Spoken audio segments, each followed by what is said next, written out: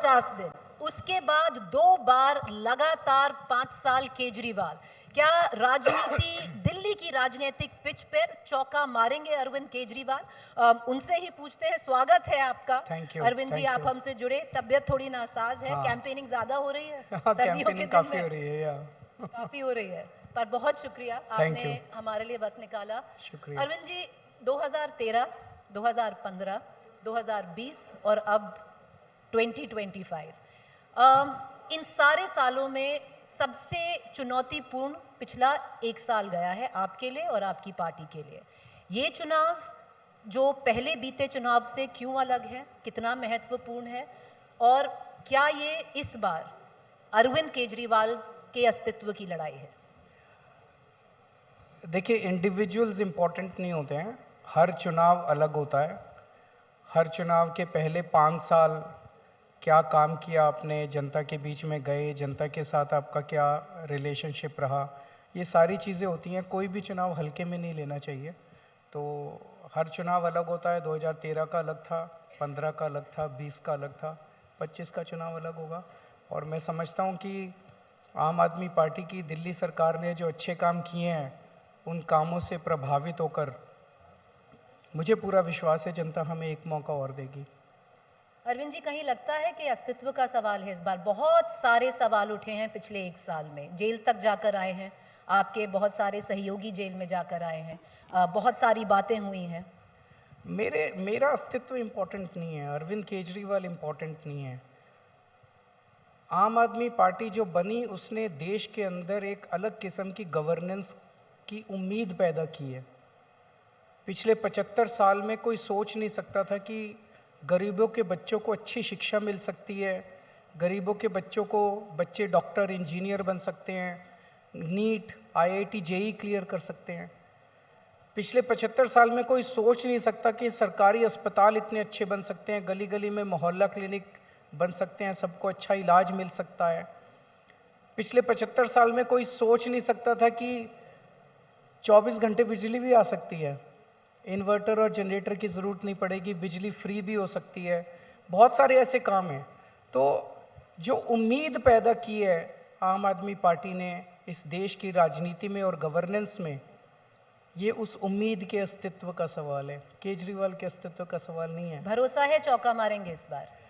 मेरे को अपने काम पे भरोसा है कि जो काम हमने किया उससे जनता काफ़ी प्रभावित है। मैं अभी आजकल बहुत जा रहा हूँ जनता के बीच में, जनता काफ़ी उससे खुश है। मैं बताती हूँ क्या डिफरेंस है अरविंद जी। यही मंच था एजेंडा का 4 साल पहले, 5 साल पहले, दिल्ली के चुनाव के पहले। आप एक पर्ची पे लिख के गए थे 60 के ऊपर। अब आप कह रहे हैं कि देखिए हमने काम किया है, अब देखते हैं आगे क्या। थोड़ा कॉन्फिडेंस कम हुआ है? नहीं, कॉन्फिडेंस कम की बात नहीं है। जैसा मैंने कहा कि हर चुनाव अलग चुनाव होता है। 2020 का चुनाव अलग चुनाव था, 2025 का चुनाव अलग चुनाव है, और हमें अपने काम पे भरोसा है। तो कॉन्फिडेंस आज भी है कि हम सरकार बनाएंगे और अच्छे बहुमत से बनाएंगे। मैं क्यों कहती हूँ ये चुनाव थोड़ा अलग है अरविंद जी? आपने जो दिल्ली मॉडल गवर्नेंस है उसकी बात की, और हर चुनाव जब आपने लड़ा है, चाहे किसी भी और स्टेट में लड़ा है, आप हमेशा जाके कहते थे कि देखिए Congress BJP Delhi model of governance follow कर रही है, हम बहुत खुश हैं, जो रेवड़ी की बात चलती थी। इस बार क्या हो गया अरविंद जी कि आम आदमी पार्टी को बीजेपी मॉडल फॉलो करना पड़ रहा है? मैं क्यों कहती हूँ, बताती हूँ क्यों कहती हूँ। आपने कल ही अपनी 7वीं रेवड़ी अनाउंस की। 1000 रुपया महिलाओं को महिला सम्मान योजना के तहत आप देंगे। 2100। जब 1000 से शुरू कर रहे हैं, 2100 अगर आप पावर में आएंगे तो आप उसको 2100 कर देंगे।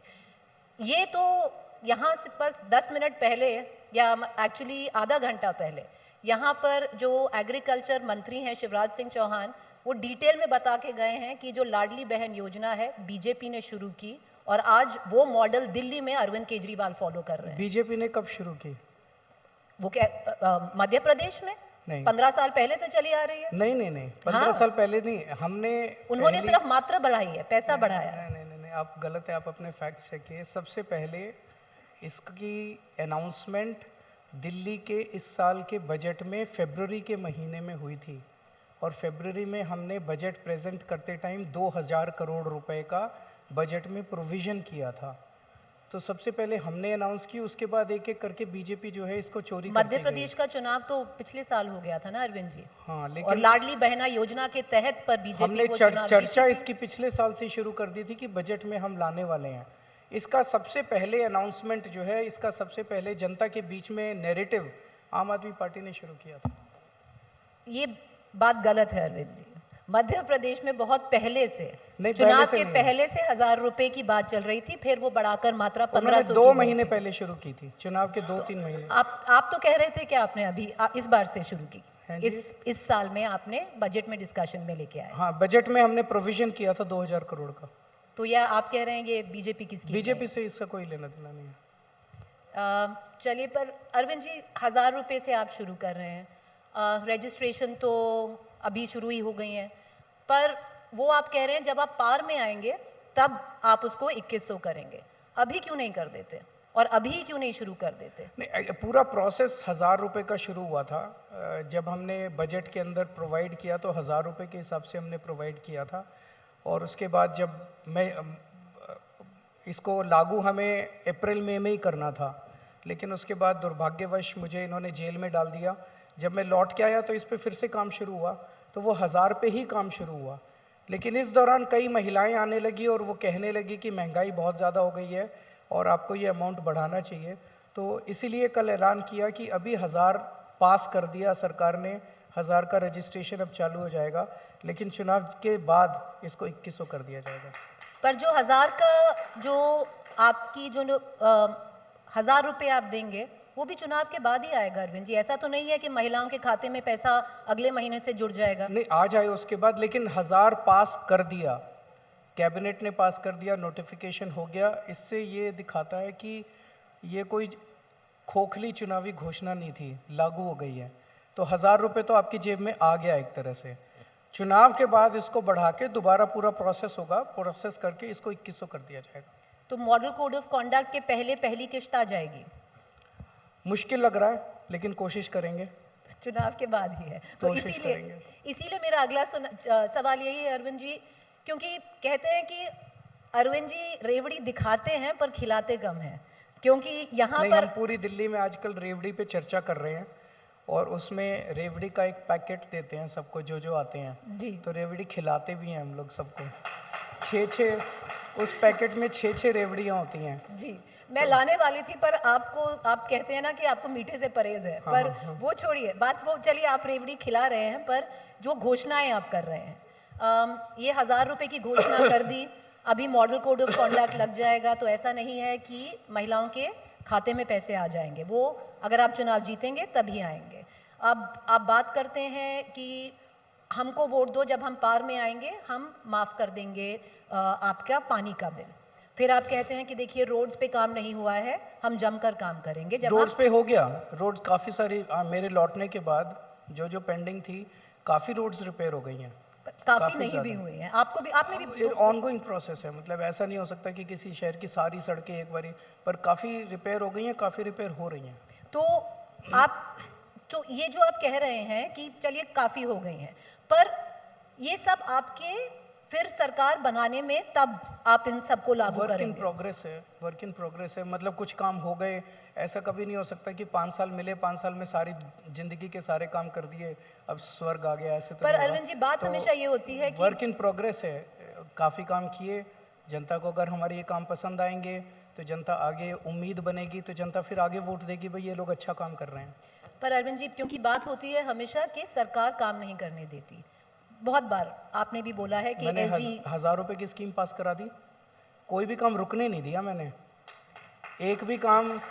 भाई अड़चने आ रही हैं, अड़चने, अगर आप लीक से हटके ज़िंदगी में कुछ भी करना चाहोगे, अड़चने तो आएंगी। तो पानी का बिल, जैसे, एक मिनट, जैसे अगर हम सत्ता में आने के बाद जो लीक चल रही है देश के अंदर, पैसे से सत्ता, सत्ता से पैसा, हम भी पैसा कमाने लग जाते, थोड़ा पैसा ऊपर पहुंचाते, थोड़ा इधर देते, थोड़ा उधर, मुझे नहीं लगता कोई अड़चने आती।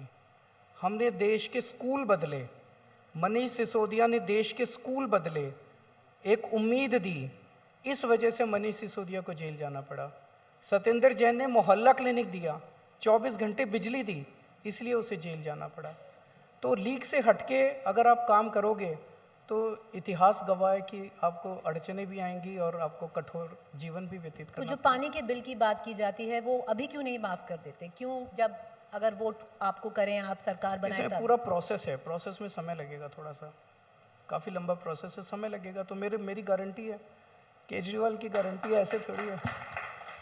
पर गारंटी केजरीवाल की ये भी थी कि हम यमुना साफ कर देंगे, अगर नहीं की तो 25 में वोट मत देना। ये मैं सहमत हूँ आपसे। मैंने पिछले चुनाव में 3 वादे किए थे।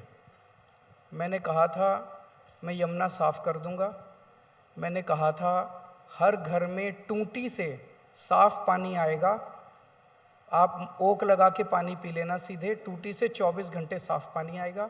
और तीसरा मैंने कहा था कि दिल्ली की सड़कों को हम बिल्कुल यूरोपियन अंदाज में शानदार सड़कें बना देंगे। मैं ये तीनों काम नहीं कर पाया इन 5 साल के अंदर। उसका कारण था, पहले 2-2.5 साल 3 साल कोरोना हो गया, और उसके बाद ये इस फर्जी केस के अंदर एक एक करके हमारे जो इम्पोर्टेंट सदस्य थे टीम के, एक एक करके इन्होंने जेल में डाल दिया। तो ये तीनों काम मेरे पेंडिंग हैं। अब मैं जनता के बीच में जाके इसको स्वीकार करूंगा कि मैं ये 3 काम जो मेरे दिल के क्लोज़ हैं और शायद दिल्ली की जनता के भी क्लोज़ हैं, ये 3 काम मैं पिछले 5 साल में नहीं कर पाया, लेकिन मेरे पास पूरा प्लान है और पैसा है सरकार के पास इसको इम्प्लीमेंट करने का। एक मौका और दीजिए, अगले 5 साल के अंदर इसको मैं ज़रूर कर दूंगा।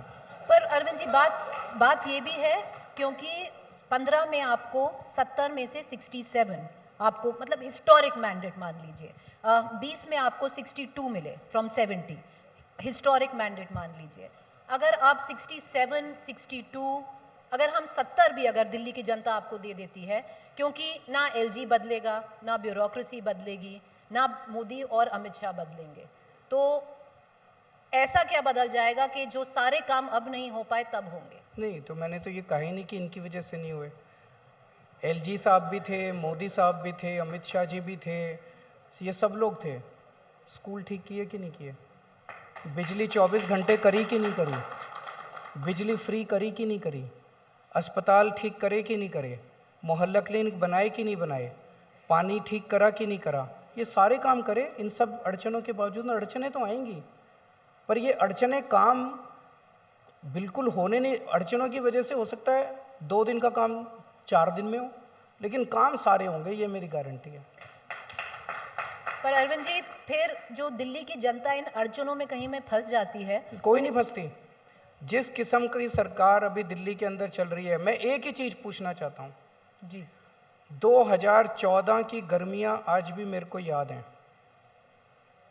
8 से 10 घंटे के पावर कट रोज रात को लगते थे 2014 में। 2015 फरवरी में हमारी सरकार बनी, 2-3 साल लगे। मैं और सतिंदर जैन दिल्ली में घूम घूम के हमने खड़े होके तार बदलवाए हैं, ट्रांसफार्मर चेंज करवाए हैं, सारा सिस्टम दुरुस्त किया है। आज दिल्ली के अंदर 24 घंटे बिजली आती है, और दिल्ली देश का अकेला राज्य है, अकेला शहर है जहाँ पे 24 घंटे बिजली आती है।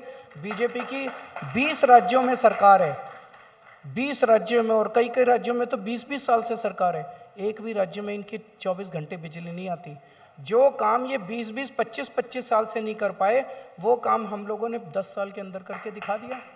अब अगर लोगों ने गलती से बीजेपी को वोट दे दिया, दिल्ली में फिर पावर कट लगने चालू हो जाएंगे 8-8, 10-10 घंटे के। तो क्या दिल्ली वाले चाहते हैं पावर कट लगे? नहीं चाहते। तो जाहिर तौर पे लोग आम आदमी पार्टी को वोट देंगे। दिल्ली वाले चाहते हैं कि उनके लिए गवर्नेंस हो, सबसे पहला ये चाहते हैं। और अगर इतनी सारी अड़चनें हैं जिनका थोड़ा बहुत आपने जिक्र किया, बाकी आतिशी जी जो अभी चीफ मिनिस्टर हैं वो भी कहते हैं कि देखिए थोड़ी प्रॉब्लम है एलजी और की तरफ से, जो सेंट्रल गवर्नमेंट की तरफ से, तो फिर डबल इंजन सरकार को ही क्यों ना वोट कर दिया जाए? डबल इंजन सरकार तो क्या ट्रिपल इंजन सरकारें हैं इनकी तो 20 राज्यों में। पंचायत में भी वही है, नगर निगम में भी वही है, स्टेट में भी वही है। उत्तर प्रदेश में फ़ोन करके पूछ लो कितने घंटे बिजली जाती है? 10 घंटे। हैं जी, 10 घंटे। बिहार में फ़ोन करके पूछ लो कितने घंटे बिजली जाती है। राजस्थान में, मध्य प्रदेश में फ़ोन करके पूछ लो कितने घंटे बिजली जाती है। वहाँ तो इनकी ट्रिपल इंजन की सरकार है, तो और महंगी बिजली है। दिल्ली में तो 0 बिल आता है, वहाँ पे छोटे से आदमी का 5-5 हज़ार रुपये, 10-10 हज़ार रुपये बिजली का बिल आता है। तो डबल इंजन सरकार, ट्रिपल इंजन सरकार, ये इन्होंने वो छोड़े हुए हैं, मतलब वैसे ही चुनावी जुमले, उससे कोई फर्क नहीं पड़ता, नीयत से फर्क पड़ता है। हमारी नीयत साफ है और साफ नीयत से सरकार चला रहे हैं तो भगवान साथ देता है। और जितनी भी कठिनाइयाँ आए, सारी कठिनाइयाँ दूर होंगी, सारी कठिनाइयाँ दूर करके सारा काम जनता के लिए करेंगे। पर अरविंद जी, जो दिल्ली की जनता है, डबल इंजन तो आपको भी दिया था उन्होंने, एमसीडी और दिल्ली सरकार। मैं आपको बताता हूँ। अब नहीं, सवाल सुन लीजिए। तो जब डबल इंजन दिया था, इस विश्वास से दिया था कि कूड़ा कचरा हट जाएगा, जो कॉलोनी की रोड्स हैं ठीक हो जाएंगी, हो गई क्या? मैं अब आपको बताता हूँ। एमसीडी के अंदर जब हमने सरकार संभाली थी, अभी 2 ही साल हुए हैं, सफाई कर्मचारियों को उसका पूरा बैंकक्रप्ट करके गए थे ये लोग एमसीडी को। मतलब कुछ भी पैसा नहीं था, खरोंच के नीचे से तली खरोंच के चले गए थे ये लोग। एमसीडी में इतना बुरा हाल था कि 12 महीने एमसीडी के सफाई कर्मचारी हड़ताल पे रहते थे। और हड़ताल किस लिए करते थे? हमारी तनख्वाह दे दो। 6-6, 7-7 महीने इस कर्मचारियों को तनख्वाह नहीं मिलती थी। सड़कों पे इस कर्मचारी बस तनख्वाह लेने के लिए, कर्मचारी कभी काम पे नहीं गए कर्मचारी उस दौरान। जब से हमारी सरकार बनी है, एक दिन भी हड़ताल नहीं हुई। हर महीने के पहले हफ्ते सफाई कर्मचारियों की तनख्वाह उनके अकाउंट में पहुंच जाती है। और इस बार जान के ताज्जुब होगा आपको, 30 या 31 अक्टूबर को दिवाली थी, दिवाली के पहले हमने नवंबर की तनख्वाह उन लोगों को दे दी और उनको दिवाली का बोनस भी उनके अकाउंट में डलवा दिया सफाई कर्मचारियों के। नंबर 1। नंबर 2, सफाई कर्मचारियों का होता था कि हमें पक्का करो पक्का करो। 8,500 सफाई कर्मचारियों को 2 साल में पक्का कर दिया।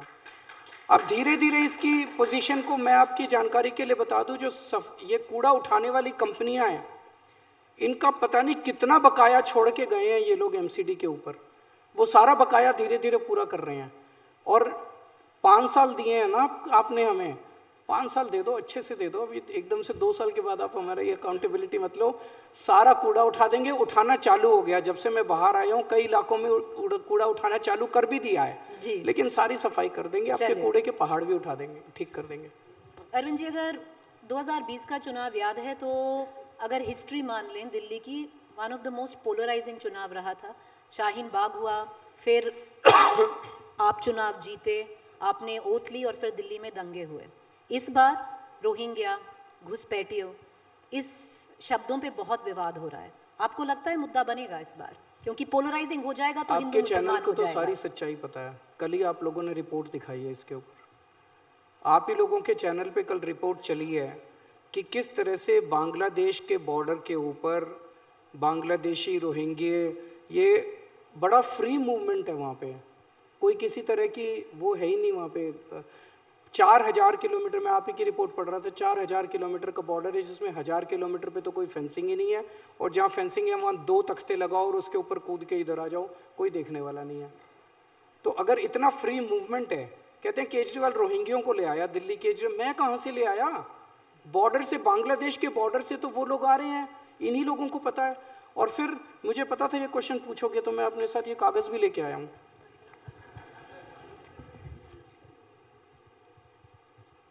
ये देखिए, ये हरदीप पुरी जी के ट्वीट हैं, 2 ट्वीट हैं जो इन्होंने 17 अगस्त 2022 को किए थे।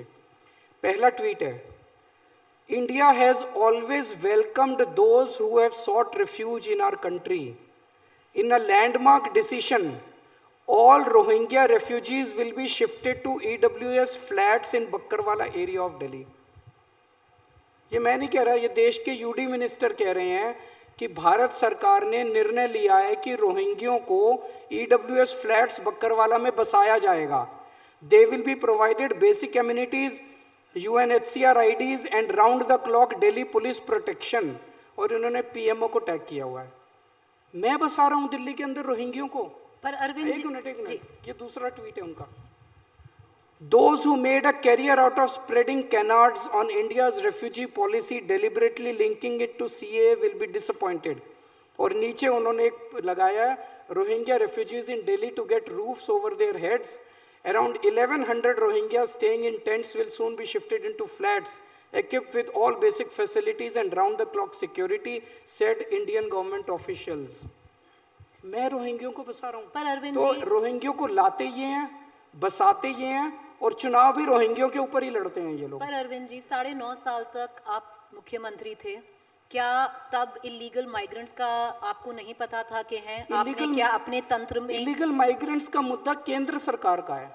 दिल्ली में भाई, आपका दायित्व नहीं था? बांग्लादेश की बाउंड्री से अगर इलीगल माइग्रेंट्स इंडिया आ रहे हैं, ये जाके झारखंड में कहते हैं रोहिंग्यों को हेमंत सोरेन ने बसा दिया, दिल्ली आके कहते हैं केजरीवाल ने बसा दिया। अरे हम लोग कोई बांग्लादेश इंडो बांग्लादेश बॉर्डर के ऊपर हम लोग थोड़ी गश्त कर रहे हैं, गश्त करने की जिम्मेदारी तो इनकी है। आप ही के टीवी चैनल ने कल दिखाया है that central government has unilaterally failed in protecting the borders of the country.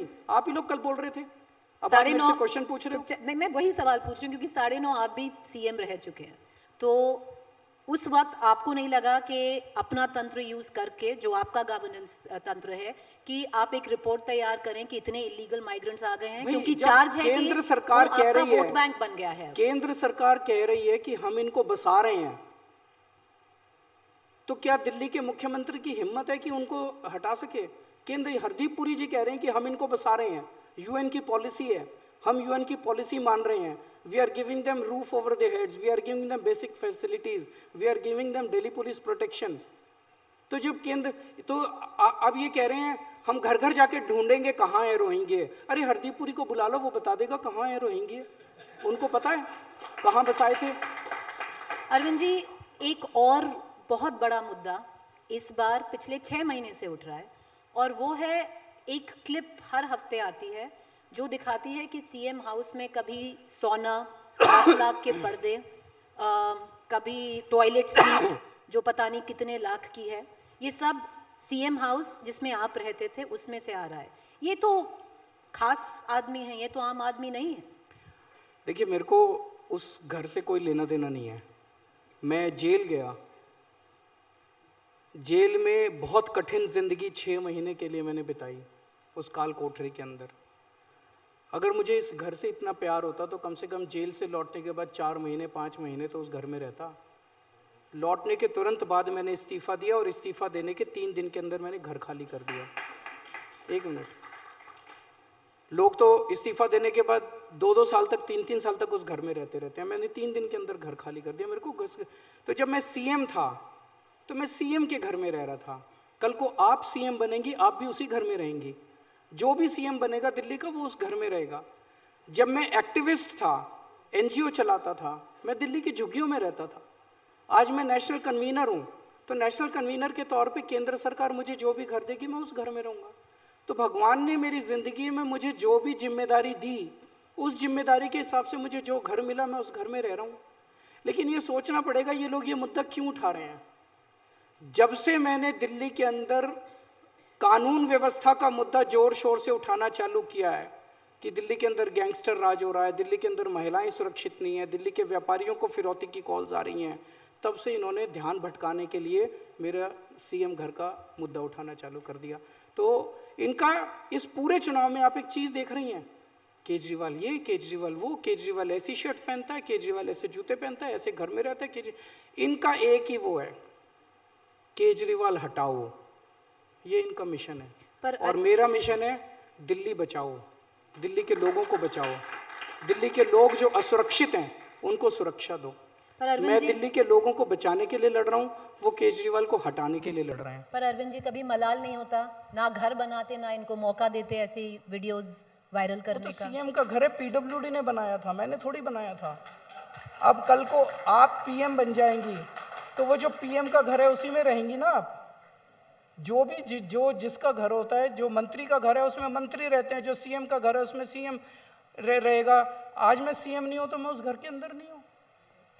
Arvind ji, 70 में से 32 सीट्स अनाउंस हो चुकी हैं आम आदमी पार्टी की। उसमें से 16 आपने जो पहले एमएलएस थे उनकी टिकट काट दी है। 8 ऐसे लोग हैं जो कांग्रेस और बीजेपी से लाए गए हैं। अब क्या इंपॉर्टेंट है अरविंद केजरीवाल के लिए, लॉयल्टी या विनेबिलिटी? क्योंकि ये फिर कहते हैं अरविंद केजरीवाल बीजेपी मॉडल अपना रहे हैं, विनेबिलिटी देख रहे हैं, कहीं से जो भी लगता है ये जीत पाएगा इसको ले आओ, अपना टिकट काटो, जीत सकता है।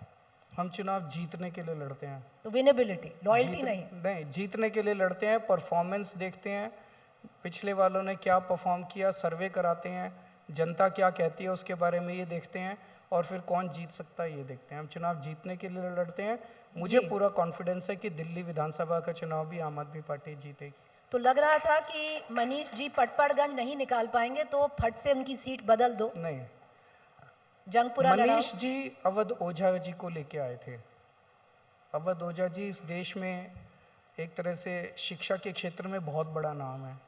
तो जब मनीष जी अवध ओझा जी को लेके आए थे तो मनीष जी ने उनको ऑफर किया था कि मैं अपनी सीट आपको दे रहा हूँ, ये एक शिक्षक की सीट है और शिक्षक की सीट मैं शिक्षक को विरासत में दे रहा हूँ। तो ये उन दोनों के बीच की अंडरस्टैंडिंग है, हमने उसको इम्प्लीमेंट किया। तो इसमें इतना बड़ा मुद्दा नहीं है कि पिछली बार वो सिर्फ 3000 थोड़ा सा उसके ऊपर वोटों से जीते मार्जिन थे। ऊपर नीचे होते रहते हैं, कभी ज़्यादा हो जाते हैं, कभी कम हो जाते हैं।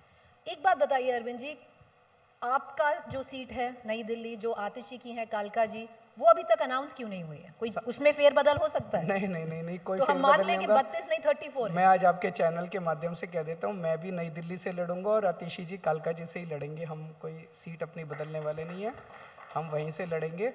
और बाकी सीट भी जल्दी अनाउंस होंगी, बाकियों से तो जल्दी कर दी हमने सारी सीटें। क्या सबसे बड़ा फायदा अरविंद केजरीवाल के लिए ये है कि उनके सामने कोई बड़ा फेस नहीं है? इस बार चर्चा चल रही है कि परेश वर्मा आपके खिलाफ लड़ेंगे, या और जो शीला दीक्षित के लड़के हैं उनका नाम अनाउंस हो गया है, संदीप दीक्षित का आपके खिलाफ नई दिल्ली कांग्रेस से। तो वो दोनों दो सीएम के बेटे हैं और मैं आम आदमी हूँ, तो दो सीएम के बेटे वर्सेस आम आदमी। अब जनता को तय करना है कि जनता किसे वोट देगी। अरविंद जी, महाराष्ट्र का चुनाव हुआ, एक ईवीएम पे बहुत चर्चा हुई। आपने अपना खुद बोला है कि वोट डिलीट्स हो रहे हैं, वोटर लिस्ट में डिलीशन है, आप ईसी के पास भी गए। इसमें भाजपा कह रही है देखिए ज़मीन बना रहे हैं, चुनाव हार रहे हैं और ये सारे एक्सक्यूजेज हैं। मैंने तो आपके सबके सामने वो प्रस्तुत किए थे, सबूत प्रस्तुत किए थे। मैं साइंस बैकग्राउंड से आता हूँ तो बिना सबूतों के और एविडेंस के बात नहीं करता।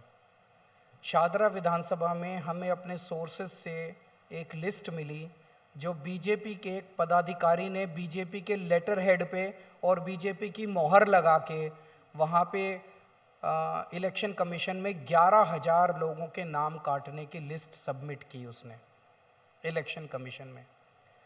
इलेक्शन कमीशन का रूल है कि आज जितनी भी लिस्ट आएगी एप्लीकेशन नाम काटने की, उसको वेबसाइट पे डाला जाएगा। ये जो 11,000 लोगों की लिस्ट इलेक्शन कमीशन में सबमिट की गई, ये वेबसाइट पे नहीं डाला गया। वेबसाइट पे आ रहा था 452 एप्लीकेशन, 452 एप्लीकेशन, जबकि 11,000 एप्लीकेशंस के ऊपर इलेक्शन कमीशन ने काम शुरू कर दिया। वो 11,000 लोगों की लिस्टें हमें कहीं से मिल गई। हमने उसमें से 500 लोगों की रैंडम चेकिंग कराई। 372 लोग अपने घर के अंदर मिले, रहते हुए मिले, उनकी मौत नहीं हुई थी, वो शिफ्ट नहीं हुए थे, ट्रांसफ़र नहीं हुए थे।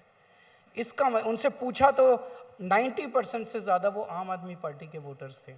इसका मतलब बड़े स्तर के ऊपर हमने उन लोगों को जनता आपके मीडिया के सामने प्रेजेंट किया। हमने वो 372 की लिस्ट आप लोगों को दी, आप में से कई चैनल जाके वेरीफाई करके आए। 11,000 लोगों की लिस्ट भी हमने दी। उसके बाद जब हमने दूसरी विधानसभाओं में देखा तो कहीं इन्होंने 7,000 नाम कटवाने की एप्लीकेशन डाली हुई है, कहीं 6,000 नाम एप्लीकेशन, अब एक एक को हम वेरीफाई कर रहे हैं। तो इसका मतलब गड़बड़ है। अरविंद जी, ये हम कोई हवा में बात नहीं कर रहे, हम सबूत के साथ बात कर रहे हैं। तो डर है कि इस बार दिल्ली का चुनाव में अनफेयर मींस का ना इस्तेमाल हो होने सकता नहीं है? देंगे, हम होने नहीं देंगे, करने नहीं देंगे। इनको पकड़ लिया, रंगे हाथों पकड़ लिया, एक्सपोज कर दिया हमने। पूरे देश के सामने बीजेपी को एक्सपोज किया है कि किस तरह से ये विपक्षी पार्टियों के नाम कटवा के वोटर्स लिस्ट से और चुनाव जीतते हैं। दिल्ली के लोगों को मैं भरोसा देना चाहता हूं, आपका भी साथ चाहिए दिल्ली के लोगों का। अपनी वेबसाइट पे जाके डेली चेक कीजिए, आपका नाम तो नहीं कटवा दिया कभी। और मैं भी, हमारी पार्टी भी नजर रखे हुए है, एक भी गलत नाम हम इनको काटने नहीं देंगे इस बार दिल्ली के अरविंद जी, चुनाव में। आखिरी 4 सवाल करूंगी आपसे, पहला, और 2 सवाल मेरे सहयोगी करेंगे। पहला सवाल, इंडिया अलायंस की अगर बात करें, आप उसका हिस्सा है भी नहीं भी। महाराष्ट्र चुनाव के बाद बहुत सारे अलायंस पार्टनर्स ने बोला देखिए कि कांग्रेस की तो बस की है नहीं, ये ममता बनर्जी को दायित्व उठाना चाहिए और इंडिया अलायंस को लीड करना चाहिए। इसमें आपने अभी तक कुछ कहा नहीं है अरविंद जी। नहीं, ममता दीदी बहुत अच्छी हैं, बहुत सीनियर नेता हैं, उनका बहुत सम्मान है, लेकिन ये सब इंडिया लीडर्स सब लोग बैठ के तय करेंगे कि कौन उसको लीड करेगा। आपको क्या लगता है किसको करना चाहिए? जो जब सब इसके बारे में चर्चा होगी तो उसमें हम भी अपना पक्ष रखेंगे। ममता दीदी को करना चाहिए नहीं, कांग्रेस ममता को? दीदी अच्छी है, मैं उनकी रिस्पेक्ट करता हूँ, लेकिन मैं ऐसे यहाँ यूनिलेटरली कैसे वो कुछ शरद बोल- पवार जी ने तो कह दिया है, नहीं ठीक है, शरद उद्धव पवार ठाकरे जी भी ने बहुत- कह दिया है, लालू जी ने कह दिया है। पर सब लोग चर्चा करेंगे तभी इंडिया अलायंस का वो होगा, नेता चुना जाएगा। कांग्रेस पे विश्वास है कि अलायंस लीड कर सकती है? विश्वास जनता को करना है। केजरीवाल के किसी पार्टी पे विश्वास होने या ना होने से क्या है? जनतंत्र में जनता जिस पार्टी पे विश्वास करेगी वो पार्टी रूल पर करेगी। विश्वास नहीं होगा क्योंकि अलायंस किया नहीं दिल्ली में किसमें? कांग्रेस पे। दिल्ली की पूरे नेशनल अलायंस, नेशनल लेवल के ऊपर इंडिया अलायंस है जिसमें कांग्रेस के साथ हमारा अलायंस है। स्टेट बाय स्टेट जब जाते हैं तो उसमें अलग अलग परिस्थितियां हैं, अलग अलग परिस्थितियों में अलग अलग निर्णय लिए जाते हैं। मेरी सहयोगी पहले साहिल, चलिए मेरे साहिल एक सवाल करेंगे। बोलिए साहिल। अरविंद जी, 2012 में आपने आम आदमी पार्टी बनाई थी, अक्टूबर 2012 में। 2013 में पहला चुनाव लड़ा, 10 साल करीब करीब हो चुके हैं अब आप पॉलिटिकल नेता बनने के बाद। जब आप पहले चुनाव लड़ रहे थे तब आपके पास हर चीज़ का सॉल्यूशन हुआ करता था। आपकी प्रेस कॉन्फ्रेंसेस मैंने बहुत करीब से देखी है। आप पोल्स मंगवाते थे कि जनता क्या चाहती है वो सुनेंगे और उसके बाद फैसला करेंगे।